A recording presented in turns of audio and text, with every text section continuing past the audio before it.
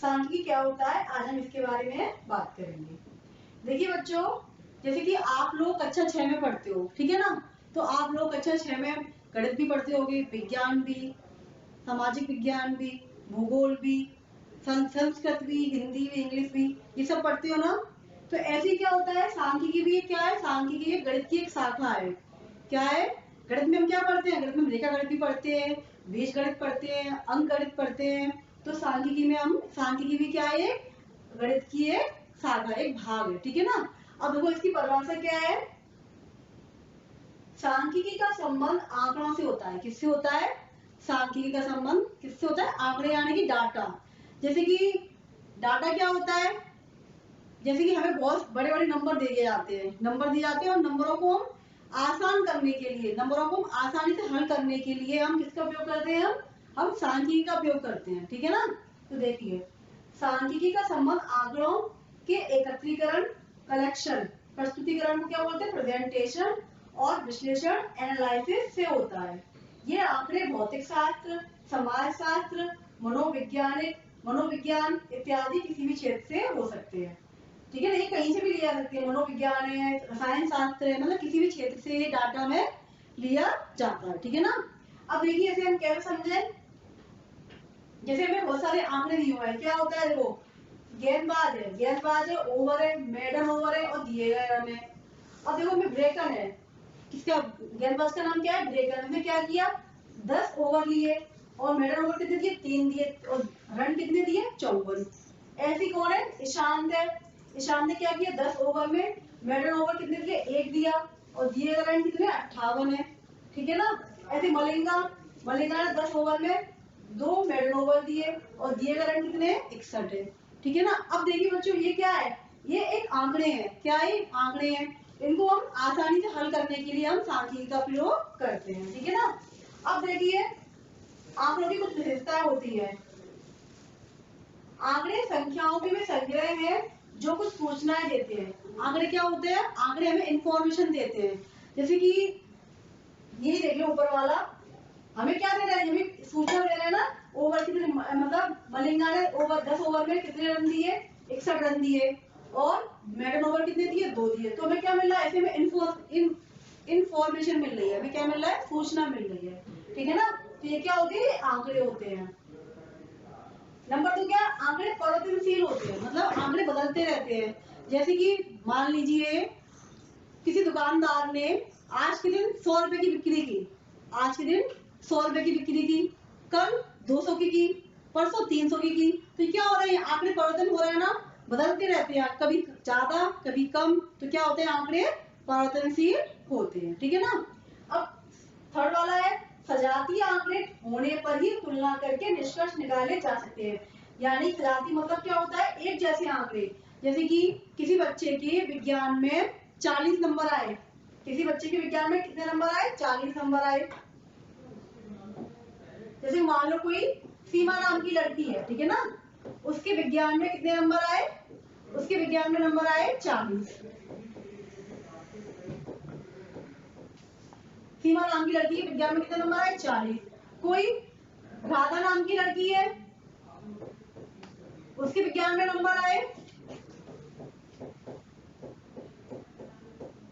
35, ठीक है ना।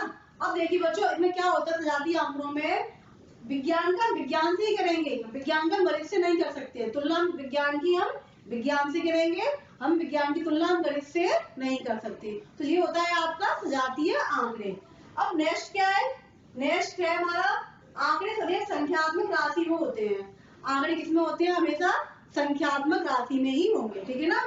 अब देखिए बच्चों, नेक्स्ट टॉपिक हमारा क्या है, नेक्स्ट है टैली मार्क्स। टैली मार्क, ये क्या होता है, टैली मार्क को हिंदी में बोलते हैं मिलान चिन्ह। क्या बोलेंगे, मिलान चिन्ह।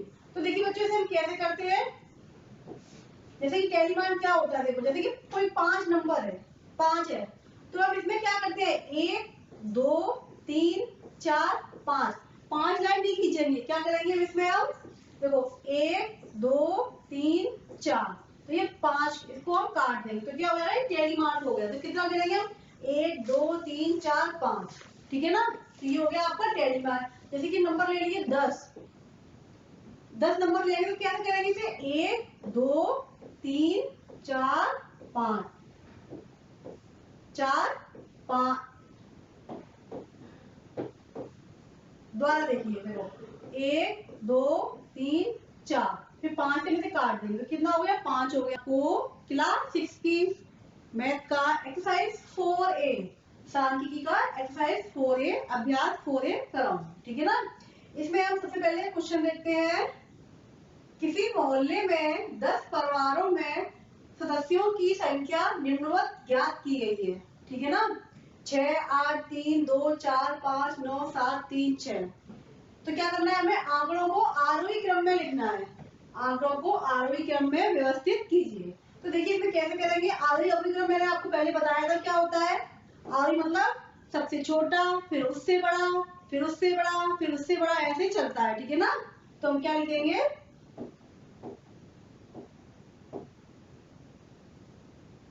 क्वेश्चन नंबर 1 का हल। आंकड़ों को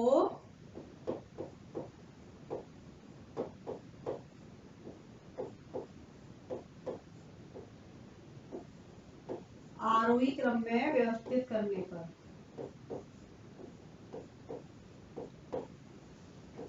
क्रम में लिखने पर या व्यवस्थित करने पर, ठीक है ना, कुछ भी लिख लो।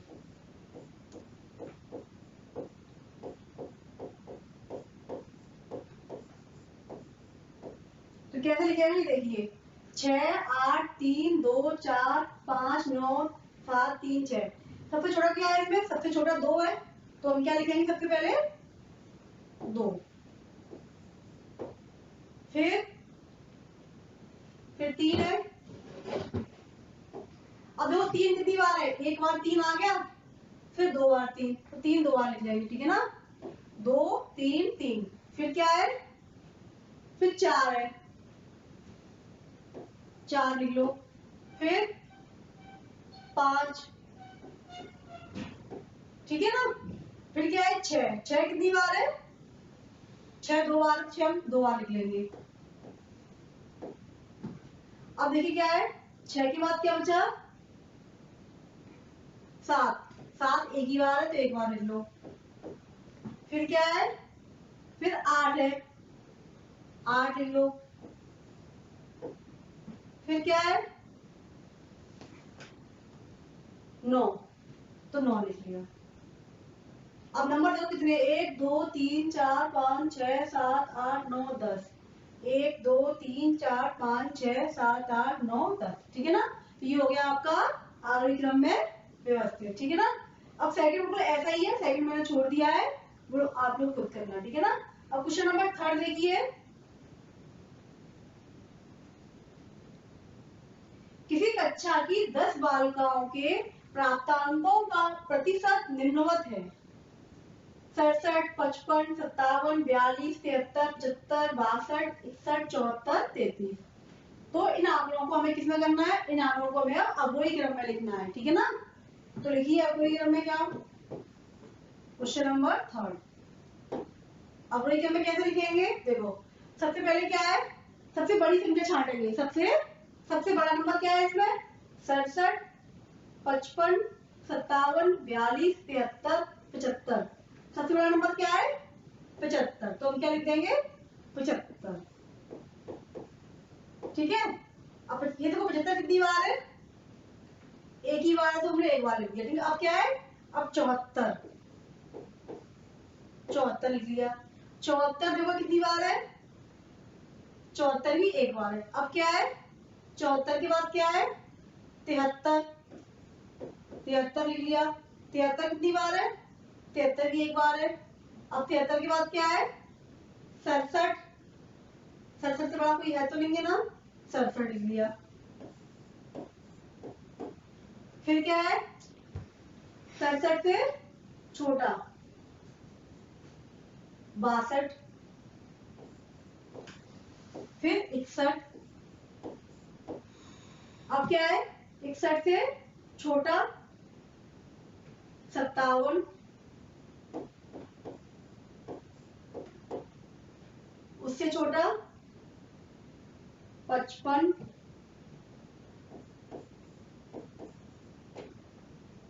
फिर उससे छोटा क्या है 42, फिर 33, ये हो गया, ठीक है ना। अब काउंट कर लो ना, 1 2 3 4 5 6 7 8 9 10, तो ये क्या होगा, ये अवरोही क्रम में व्यवस्थित होगा, ठीक है ना।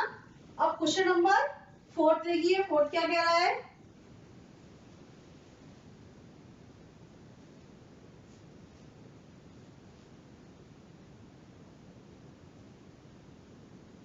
फोर्थ, एक ग्राम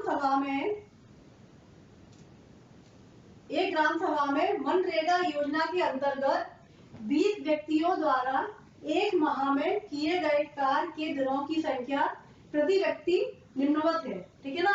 इन आंकड़ों को अवरोही क्रम में लिखकर ज्ञात कीजिए कि कितने व्यक्तियों ने 10 दिनों से कम काम किया है। क्या पूछा है, सबसे पहले हमें क्वेश्चन को क्या करना है, अवरोही क्रम में लिखना है। उसके बाद हमें क्या पूछा है कि कितने व्यक्तियों ने 10 दिनों से कम काम किया है, ठीक है ना। तो हम क्या करेंगे, सबसे पहले अवरोही क्रम में लिखेंगे, ठीक है। क्वेश्चन नंबर 4 का हल अवरोही क्रम में देखो, सबसे इसमें बड़ा छांटो, सबसे बड़ा क्या है इसमें 11 8 12 12 19 16 17 24 25 21 9 11 8 12 15 9 16 8 7 3, सबसे बड़ा क्या है 25 है, तो क्या लिखेंगे हम 25। उससे छोटा क्या है, उससे छोटा इसमें 24 है, फिर 24 लिख दो। फिर क्या है 24 से छोटा क्या है 21, फिर उससे छोटा क्या है 21 से छोटा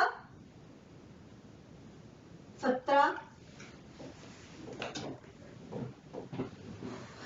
17 से छोटा सॉरी 19 रह गया, यहाँ पे 19 भी आएगा, ठीक है ना।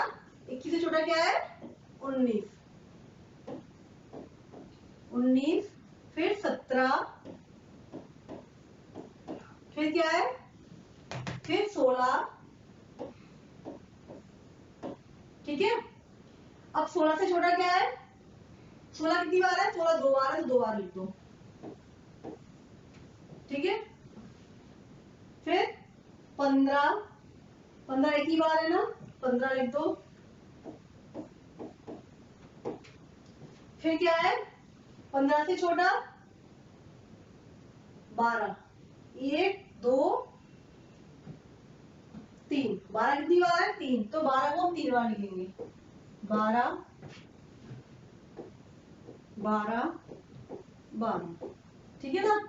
अब क्या है, अब 11, 1 11 ये रहा, 1 11 ये रहा,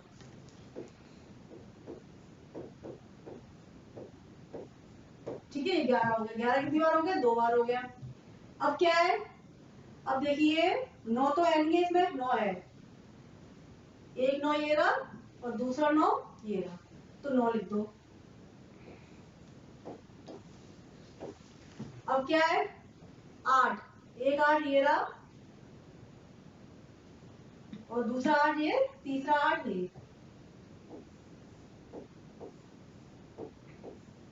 8, ठीक है ना। अब क्या है फिर 7, देखिए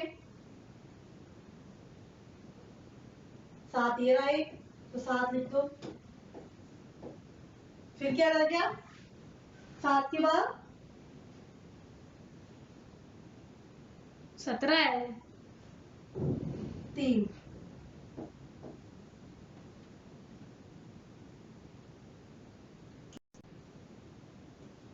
अब देखिए बच्चों 8 देखेंगे, ठीक है ना।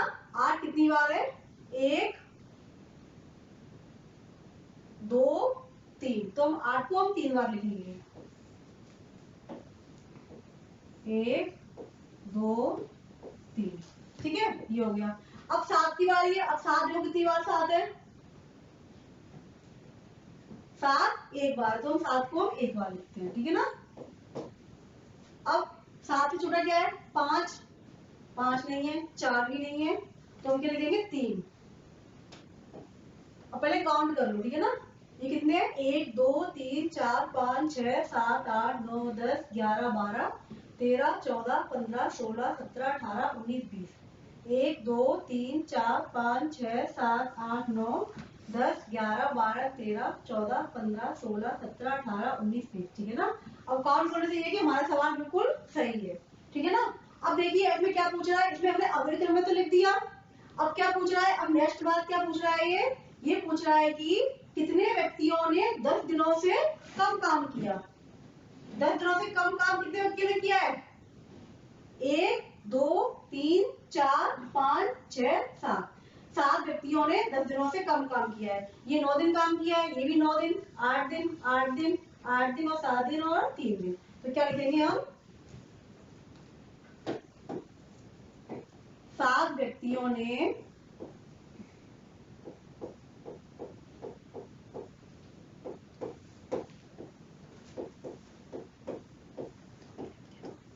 10 दिन से कम काम किया।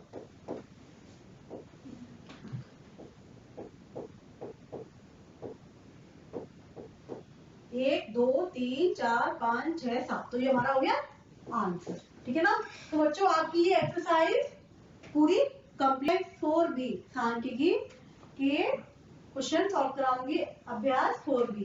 देखिए इसमें पहला क्वेश्चन क्या कह रहा है, निम्नलिखित आंकड़ों से टेढ़ी चिन्ह लगाकर संख्याओं की बारंबारता ज्ञात कीजिए।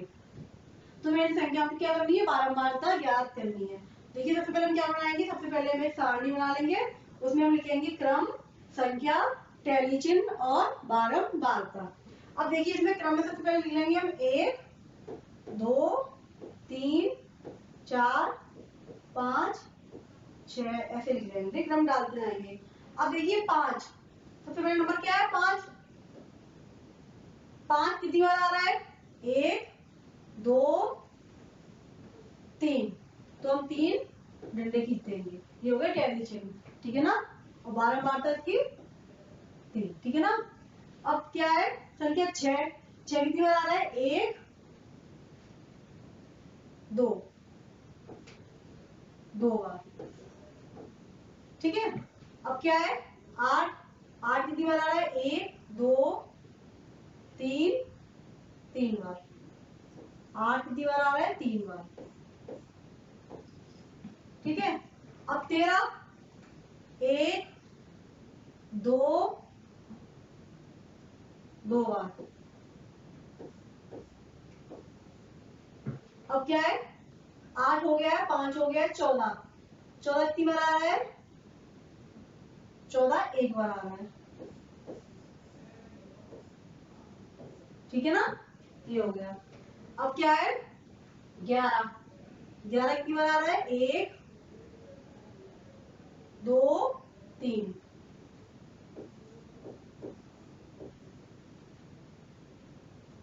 1 2 3, ठीक है। अब क्या है? 11 के बाद 9, 1 11 कितनी बार आ रहा है? 9 एक बार, सॉरी 9।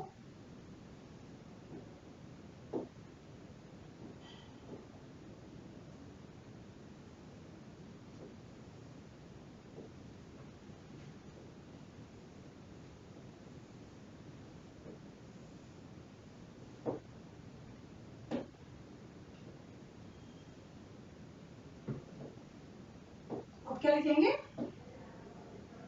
11 हो गया। अब 9 कितनी बार है? 9 एक बार, तो लिखेंगे